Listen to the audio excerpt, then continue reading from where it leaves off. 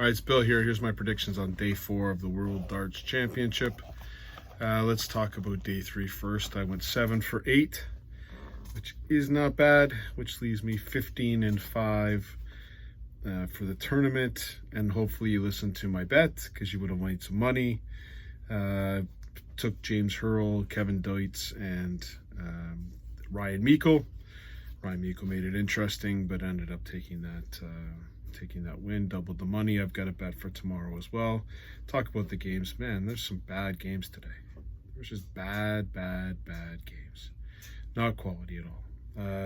Unfortunately, Jim Long, 1 for 10 on doubles. Again, could be me on doubles, I guess, but I didn't think Hurl played overly well, but was definitely the better player. And if you're James Hurl, you got to do just what you got to do to win. He did what he did to win. You take an 88 average up against MVG in the second round, and my best to you. But just like Wesley Plaisir did in the day before, he played terribly, but he played really well today. Had the best average of the day, and ended up losing, if you can believe that. But anyways, James Hurl, Kevin Deutz, Van Leuven wasn't a bad game actually. There was a couple spots there. Noah Van Leuven had a chance to put some pressure on Kevin Deutz, and Deutz was not reacting well to the pressure. Again, this is the interesting thing, right?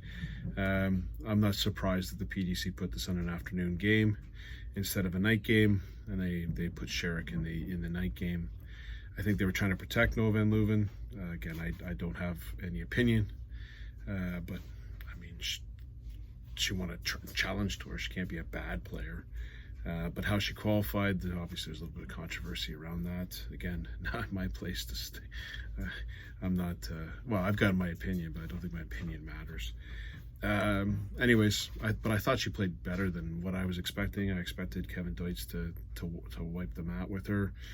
Didn't happen that way, and actually Van Leuven had a chance to put the pressure on. If it's tied 2-2, I like Van Leuven to win the game, but obviously my bet was happy about it. Deutz won 3-1. Next game up, Joyce Labanauskas again wasn't bad.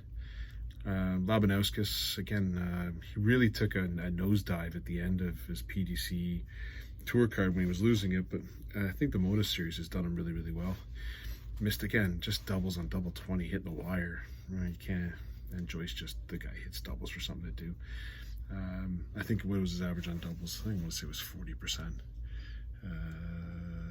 Joyce was 40.9%. Just the guy's just a double machine, and he needed them. So Joyce goes on to play Noppert. I think that could be a really good game. I think that one could be a really doozy, but we'll wait to see it. And then Mike DeDecker didn't show up against Luke Woodhouse. Again, Luke Woodhouse is skating by with less than 90 averages. You're beating a seed with a less than 90 average. Mike DeDecker just couldn't get going. He's usually, well, he hit some 180s. I think he hit, 3 180s. If you would have told me before the game that Luke Woodhouse was going to have more 180s than Mike DeDecker, I would have said you're insane. Mike DeDecker, he's been bad on the World Championship stage. You'd like to think that the World Grand Prix, winning that, you get past that. But he's not been very good on that world stage, and he wasn't good today, and Luke Woodhouse beat him 3-1. Jeffrey de Graaf against Rashad Sweeting from Bahamas. Now, this was enjoyable. Like, not a great standard, but this was an enjoyable game. When I saw the first 9 darts that Rashad Sweeting threw, I believe it was 45, 41, and 60, if I'm not mistaken, were the first 9 darts he threw, first 3 turns he took. I was thinking I could get on the stage and I could actually get to play. 41, 40. I wish the guy that I was playing last night threw 41, 45, and 60. I would have had a chance. But then all of a sudden, de Graaf takes the first leg and boom, 5 legs in a row, and could have been 6. And if he got that 6th one, it's now 2-1 or 2-up on Jeffrey de Graaf. Might have been a different story. It was just enjoyable watching him play.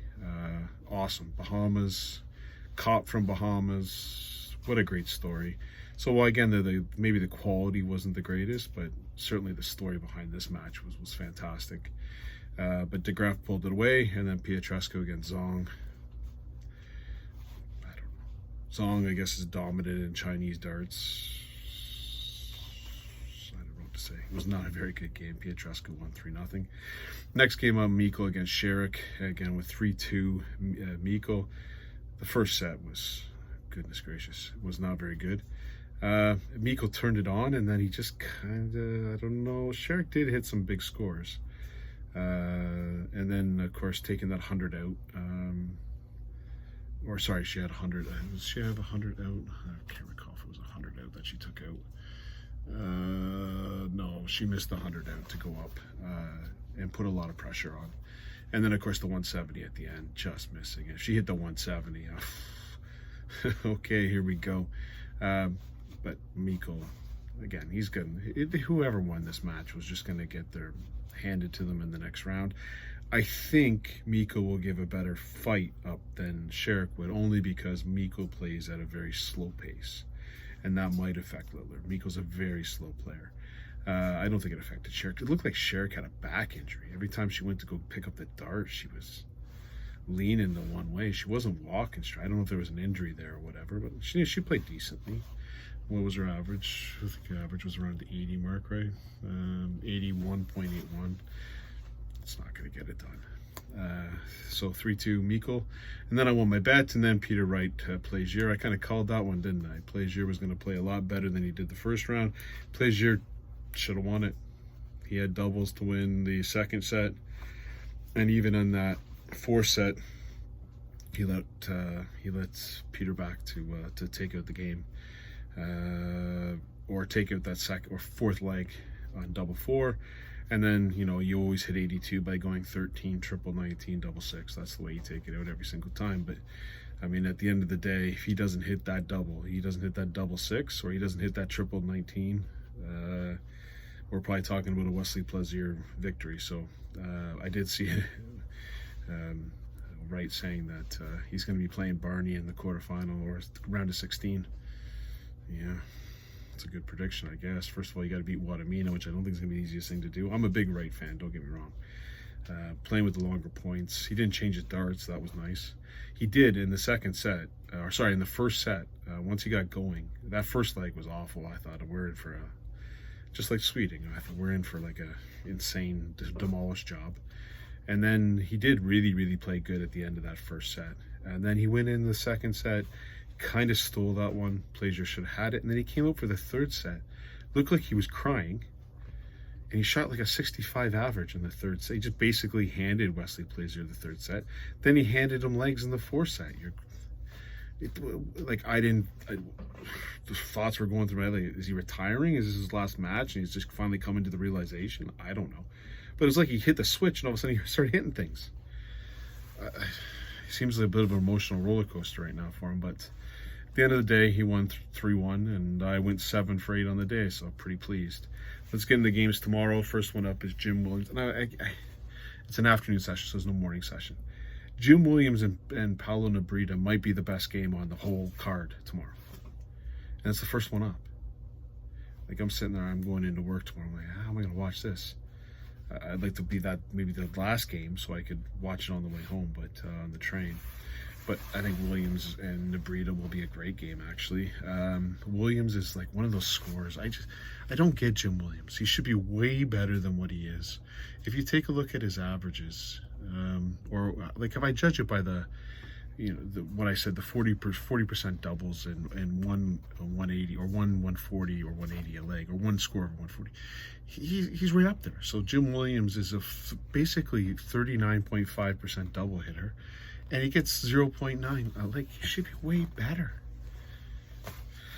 I don't know if he takes it. He misses tournaments. He takes time off. Like, this guy doesn't even seem to care if he gets into the match play or anything. I think it's a hobby for him. It's a shame because I think he's got some talent. But Paolo Nebrita, he's not a bad player either. I think I've got some stats on. Let's see. I think he played in the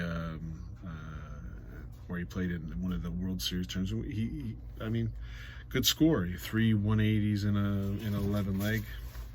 I think it's going to go 5 sets. I'm going to take Jim Williams to win this one 3-2. Next game up, Christian Kist, Matters Razma. It is going to be a close game, but it will not be fun to watch.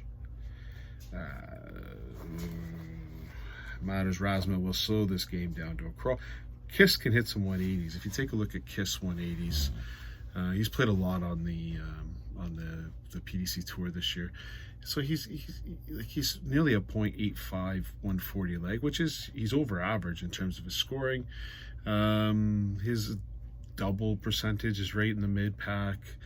I mean, he's made it to a couple final, or he made it to a semifinal.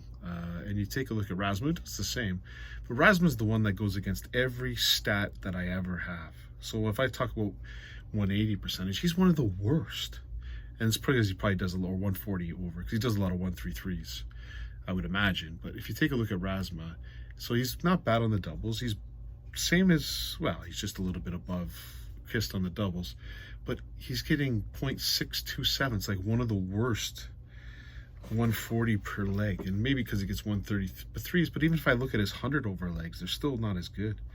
Maybe that's because he gets a lot of 95s. I'd love if they got the stats to like 3 triple, 2 triple, and 1 triple visits versus 180, 140 plus, 100 plus. Maybe Rasmus would look a little bit better.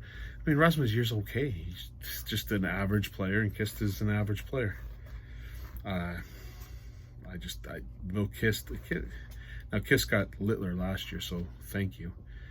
He's probably really excited about that. He was off the stage in no time flat. But I believe Kist is a pretty quality player. I'm going to take a little bit of an upset here, and I like the odds for it as well. Kist to win 3-2. We'll talk about my bet later. And the last 2 games of the night, 3-0, 3-0.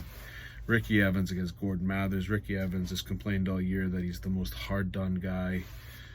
He's got the worst draws. He's playing so awesome, and that's just a lie.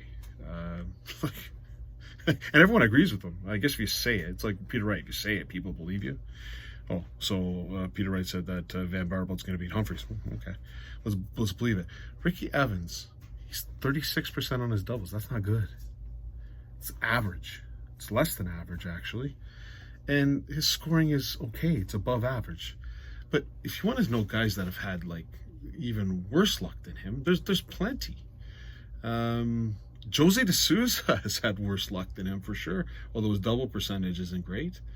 If I take a look at like scores, way better scores than Ricky Evans, that aren't getting the results that they want, there's tons. I'm just going to do a little filter here.